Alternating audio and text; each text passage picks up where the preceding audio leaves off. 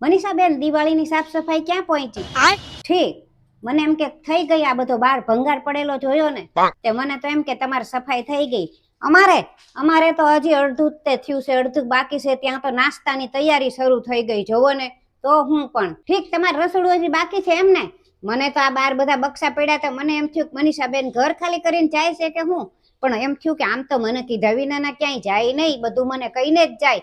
અને જાવ ને તો કેજો, આપણે બે હારે જ જાશું હો, રૂમ ખાલી કરી. મારે અડધું બાકી છે. કાલે મેં સવારે 5 વાગ્યાથી તે રાતના 2 વાગ્યા સુધી એક ધારું કામ કર્યું બધું, તોય એટલું જ થયું. અને આ છોકરાઓ મને કાંઈ મદદ ન કરાવે. એના પપ્પાને મેં કીધું મને માળિયેથી ડબ્બા ઉતારાવી દો ને, તો ના ઈ તો બેહી ગયા એક બાજુ, કાંઈ ન કરાવ્યું. મારે છે ને 2 માળિયા જ બાકી રહ્યા છે, એમાં એક જરીક બાવા છે. તો મને એમ થયું કે લાઈને મનીષાબેન પાસે ઓલું મોટું ટેબલ છે ને તે ઈ લઈ આવું. તમારે ન જોતું હોય તો મને આપો ને થોડીક વાર. તો થોડીક વાર આ લાલિયાને ચડાવવું ઘરે છે ને તો મને કરી દે. તો મને એક ટેબલ આપો તો હું માળિયું કરી નાખું સાફ. આ ફિનાઇલની સુગંધ તો બહુ સરસ આવે છે, ક્યાંથી લાવ્યા?